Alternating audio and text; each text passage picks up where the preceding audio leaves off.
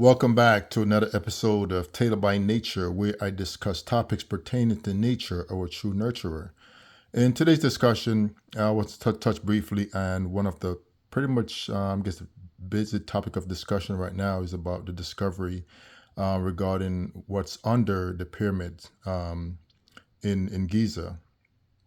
And the reason why I want to bring it up is this information, I guess the discovery that's going on. I know some of the podcasts, Billy Carson touch into, I guess, the Emerald tablets and the book that he wrote regarding Thoth, which is pronounced Tat in the Hebrew Shemitic language, about what he wrote about and what he said is under the pyramid, about the halls of Amenti and all these different things.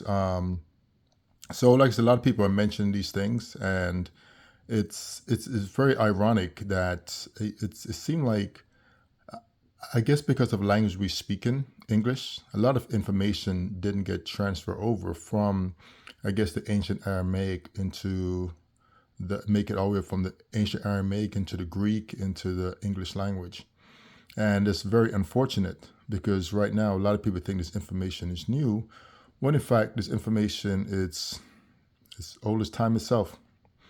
One of the reasons I say that is, for instance, one of the, I guess, hidden things or things that are hidden within words is that a lot of the words that we use today, the American English particularly, it contains a lot of root words or letters carry over from the Aramaic, like from the Western Shemitic. I know Webster used Shemitic dialects within the Americas to develop the English language. So a lot of the root letters that you see in words, they actually go back to the ancient Aramaic. And if we learn the meaning and definition of those words, we'll actually see a connection and information that's actually missing, because we're speaking English and we're not considering the root letters or sounds that actually make up the words that we're speaking today. In the Aramaic language, the letters, they take on a whole, I guess, meaning by themselves, and they correlate to numbers as well. So there's 22 letters, and those 22 letters correlate to 22 numbers. Those numbers, so you can actually speak or define or just do hidden communication within the language itself by using the letters in the language, because each letter correlate to a number. Just kind of give you some basic understanding of the language itself. The language also mirrors nature, which means it reflects nature. It creates images of itself by reflecting images in nature. So it's a mirror. The language mirrors nature. So when someone describes something, they literally describe in nature, which is timeless. So the language itself, in a way, is timeless language. So whatever someone speak in the past, they speak in the future because it's based on nature, and because nature doesn't change. That means the language it doesn't age, in a sense. So back to the word pyramid. Within the word pyramid, we see the letter IYR. The letter IYR is pronounced ear in English. And if you look in the English concordance, the letter IYR, it actually means watcher angel. So back in the past, when a name is associated to the action of what a person is doing. So in English, name is, I guess, they're considered to be proper nouns. In the Aramaic, names are adjectives or verbs. So hidden within the word pyramid is the builders of the pyramid, which is angels. And those are the people that Billy Carson speak about, the people that was here. They have advanced technology. They look like humans. In the scriptures, they describe them as being pale and white like the moon. So that's how they resemble white men. And so these are the people that was here. If you look in if you read Genesis 3 verse 3, you will see that there was a story in there regarding this Adam and Eve. When that's what they call them, Adam and Eve in English. The names are Adawa'ama, and their names was a reflection of the area they was at. So the name was telling you that there was in this location Adon or Eden. So when the names are Adawa'ama or Adawa'ana. So those are the names are telling you where location they were. Like in the name Paul in the Bible, or Paula. If you look up Ul, Aul, it tells you that is a location, is an ancient, is in a mountainous area. So if you look up that name, it tells you where he's from. So in this instance, the word Eden or Adon, or the name Adawa'ama, is telling you their location. So it's given a location. Even when you look at the angel's name, El, all the angels got the word El in the name. It telling you where they're from, El. All of them got El in the name. So, so like I said, so when you want to find something out, and in the ancient past, the name of something is giving you a location, and I'll give you information about the particular situation that happened and what took place, and so forth and so on. So that's why we look. So we have to look at name differently than we look in English in order to understand what's taking place. So the word, like I said, the word pyramid is just really telling us that it's giving us who built them, or who the architecture of those things are. And within there's technology, because they came here. If you want to look at it in a more biological understanding, you always hear, like the Hopi tribe, they always say, our star brothers and star sisters and stuff like that. The reason why they say that, because they everything in the Western Shemitic language, especially the language that's spoken in America before English, things are tied back to biology, back to what connect. Everything is connected. So when someone says Star Brothers, they understand that there is a hierarchy, not a hierarchy, but it's a more, just like you have families here on Earth, extended families, there are extended families within the universe.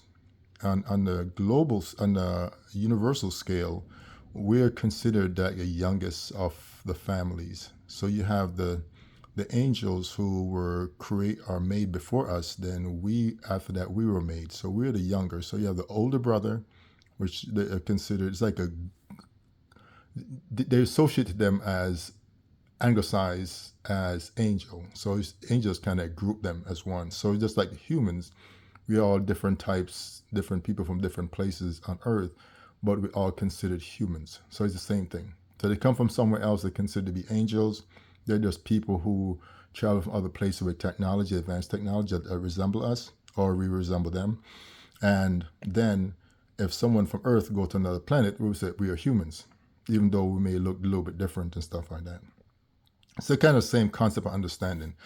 But so like I said, within the word pyramid tells you who the architecture of those bigger things are. And like I said, they came here to have technology. So when I mentioned before about Genesis 3 verse 3 and about the tree that's in the garden, and I told you that the word IYR is pronounced ear, which is EER in English.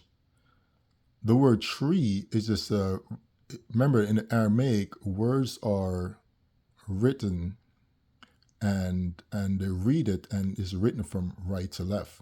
So if they mirror the word tree, you get the word ear.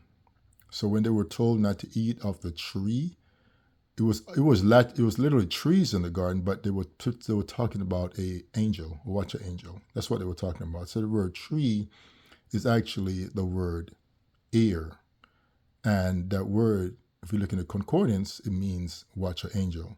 So when you were told not to eat of a particular thing, it was talking about not to mate with that particular entity or the particular looking human. So that's what the whole thing was about. That's why they were warned not to do it, because everything we take in our body could potentially destroy us. So the things we eat, that's what destroy us. The things we take in, we hear and listen and take in, if the information could be good for us, it could be bad for us. The air we breathe could be good for us and bad for us. The food we eat could be good for us and bad for us.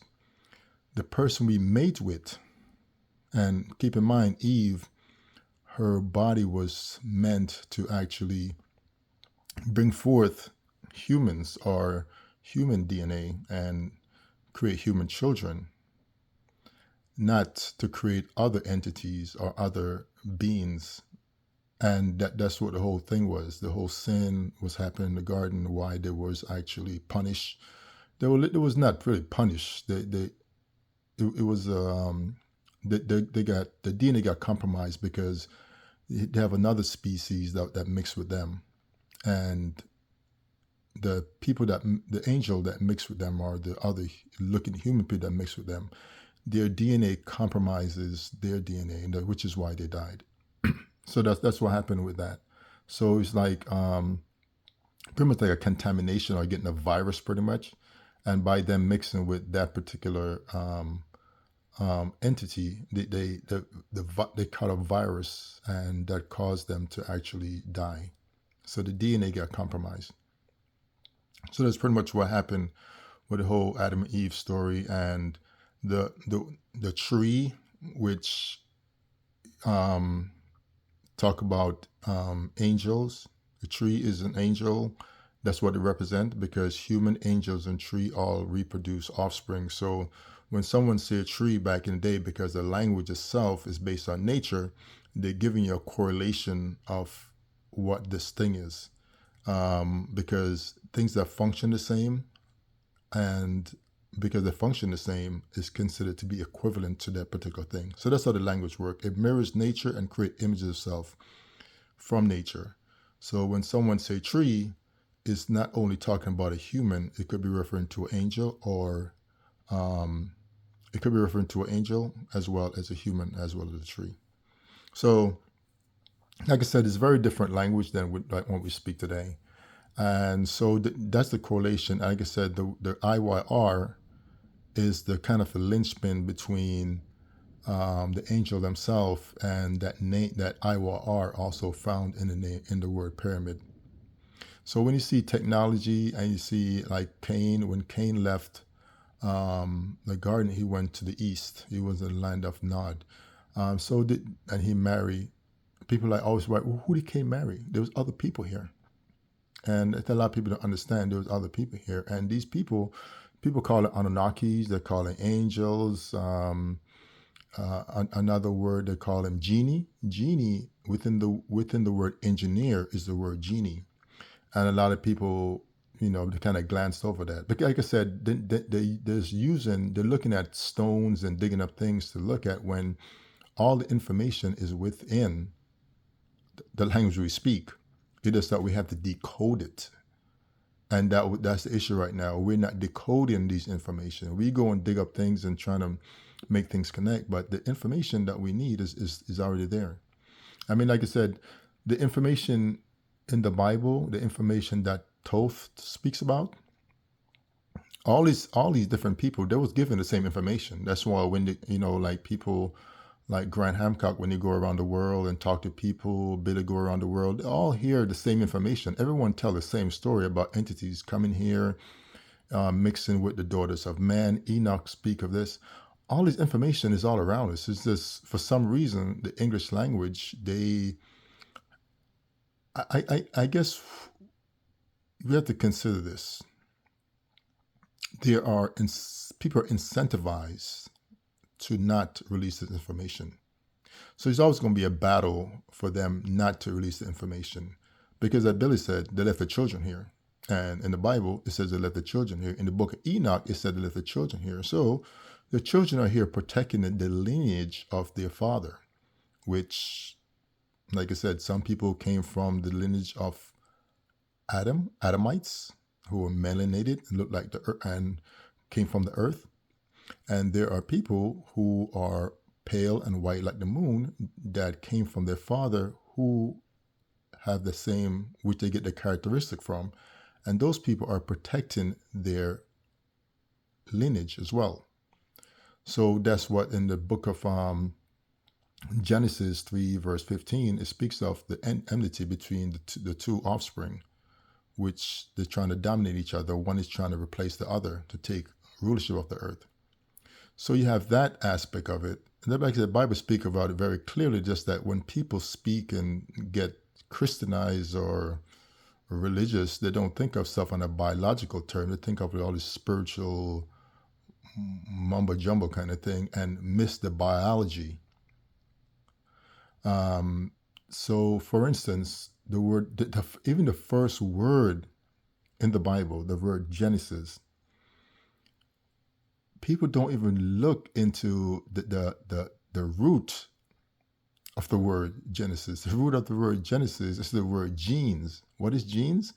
Is a unit of heredity that is transferred from a parent to offspring to determine some characteristic of the offspring. So that tell you whoever their father is, they have a characteristic and they look like their father. I mean, these are just general biological terms that if we turn our biological senses, we'll see the truth. But like I said, the English language and Christianity serves as a veil to hide the truth. So when we see cities on the ground and they build all these different things, yeah, they came here. If they came here, trust me, they have technology to do everything, to build anything they want. They could scan the earth, they could do everything. In order to get from where they were to here, like I said, some people said it from outer space. Like I said, I think it's from inner space. So when you look at, for instance, the Nautilus shell, which is spiral, within is dark, and as you spiral out, it's getting lighter. So the word white and the word wide is the same word. So when stuff start to spin out or come from the center of, from when something's starting to spin out from the center, from what it is inside, like I said, the Nautilus shell inside is dark, and as you spiral out, you get wider. And when you get wider, everything gets lighter. And like I said, the word in Aramaic, the word wide and the word white are the synonymous, the same word. So I guess when the angels came here, they take on the persona of being pale and white like the moon, because I guess they're away from their they're away from their source. So that's how they look when they come here. And so, like I said, this information is all hidden, and the English language serves the purpose of hiding the information. So that, like I said, I just want to come on here and just kind of speak about that real quick. I will kind of dig into it later on and more information. But I just want to come on and share that. Another thing, if you watch like Rihanna and her videos about the Ella, she actually was singing about an angel, and you see videos of her or pictures of her with a serpent between her legs. That's just that's just Genesis 3 verse 15, 3 verse 3, telling you that us humans, females, mixing with angels, mixing with the serpent, the seraph. So all these things they're throwing in our face, but people don't know what these things are. So they look at entertainment, not knowing that they're literally telling you that, they came here and they mixed with the Enoch tells us, and the videos tell you see her dancing around in a pyramid. So you see Rihanna in a pyramid. You see Rihanna have Medusa with a snake on her head. You see her dancing around with an umbrella, saying Ella, Ella, singing to an angel.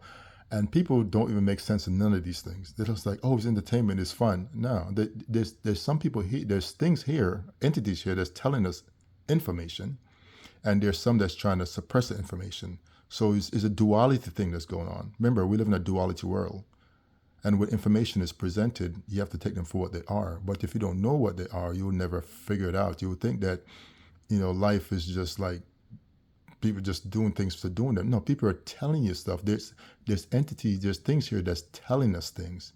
But a lot of us not paying attention because we're so busy being entertained instead of being cognitive of these things that's going on around us. I hope this helped, and I will speak to you guys next time. Have a great day.